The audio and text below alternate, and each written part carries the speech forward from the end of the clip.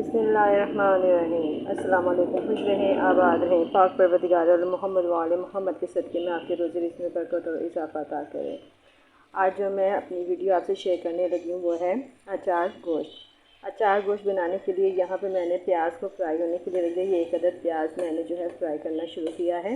आज मैंने सोचा कि क्यों ना प्याज भी शामिल करूँ। वैसे अमूमन मैं अचार गोश्त में प्याज का इस्तेमाल नहीं करती हूँ, लेकिन आज मैंने सोचा कि क्यों ना आज ये एक नए तरीके से मैं अचार गोश्त बनाऊँ। तो यहाँ पे मैं चिकन अचार गोश्त बनाने लगी हूँ। तो मैंने एक अदद प्याज भी बारीक चॉप करके इसको फ्राई कर रही हूँ। इसको हल्का सा सोटे करूँगी, लाइट गोल्डन ब्राउन कलर इसको मैं दूँगी। लीजिए जी, प्याज जो है हमारा गोल्डन ब्राउन कलर का हो गया। अब इसमें मैं अदरक लहसुन का पेस्ट शामिल करूँगी और इसको 5 मिनट जो है मैं भूनूँगी। देखें, अदरक लहसुन को हम 5 मिनट तक भूनेंगे।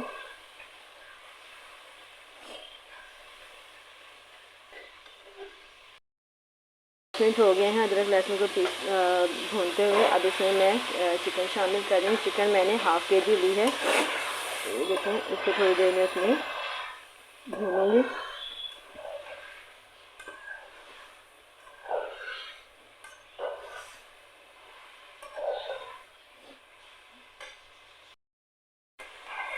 गाइस, मैंने चिकन को तकरीबन 10 मिनट हो चुके हैं अदरक लहसुन के पेस्ट में फ्राई करते हुए। अब इसमें मैं अचारी मसाला शामिल करूँगी। ये देखें, ये होममेड अचारी मसाला है। कोई मैंने इसमें कोई ब्रांड वगैरह का जो चाचा वगैरह है वो इस्तेमाल नहीं किया है। ये होममेड अचारी मसाला है और इसको मैं अब इसमें देखें अच्छे तरीके से भूनूँगी।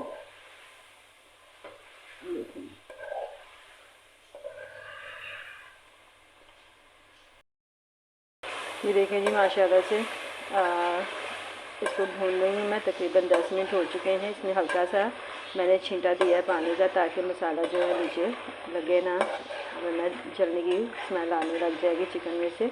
और बहुत एहतियात से हमें ये अचारी गोश्त तैयार करना है। तो यहाँ पे इसको भूनते हुए मुझे तकरीबन 10 मिनट हो चुके हैं। मुझे टमाटर शामिल करके इनको भूनना है। तो टमाटर मैंने तकरीबन 3 पाव के करीब लेकर उनको मैंने अच्छे तरीके से ये ग्राइंड कर लिया है। ये देखें, और इसको अब मैं इसके अंदर शामिल करके इसको इतनी देर पकाऊंगी कि टमाटरों का पानी खुश्क हो जाए और चिकन भी गल जाएगी, और फिर हम आखिर में इसको फिर भूनेंगे।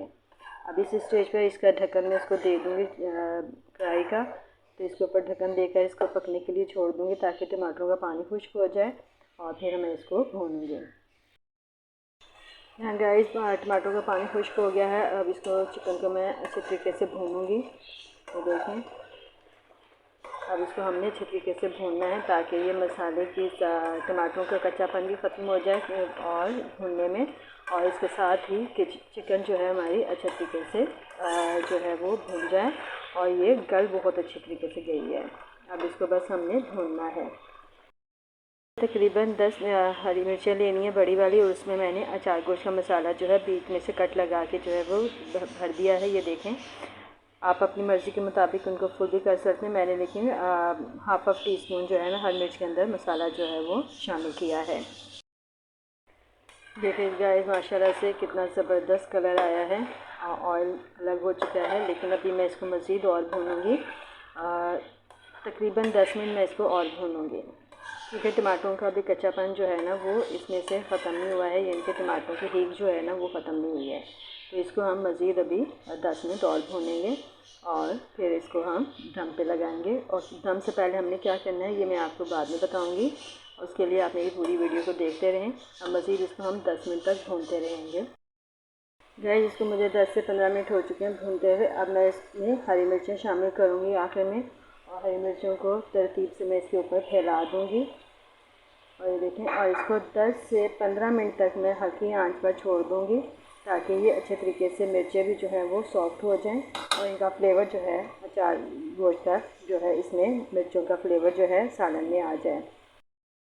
गाइस, इसमें हमने मिर्चें शामिल कर दी हैं। तो अब इसमें इसको हम 10 मिनट तक जो है ना दम पे रखेंगे, और इसमें हल्का सा बस मैं थोड़ा सा पानी शामिल करूँगी, ताकि जो है ये हल्की आंच पे ये जो है मिर्चें जो अच्छी तरीके से गल जाए, क्योंकि मिर्चें जो है मोटी हैं, बड़ी वाली हैं, इसलिए इनको टाइम लगेगा।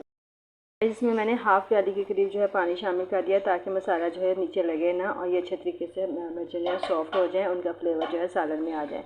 तो यहाँ इसको मैं ढाँप कर रख रही हूँ। माशाल्लाह से बहुत ज़बरदस्त खुशबू आ रही है। ये हमारा अचार गोश्त जो है बिल्कुल रेडी हो चुका है। आखिर में मैं इसमें कसूरी मेथी शामिल कर रही हूँ और इसको अब हम मिक्स कर लेंगे।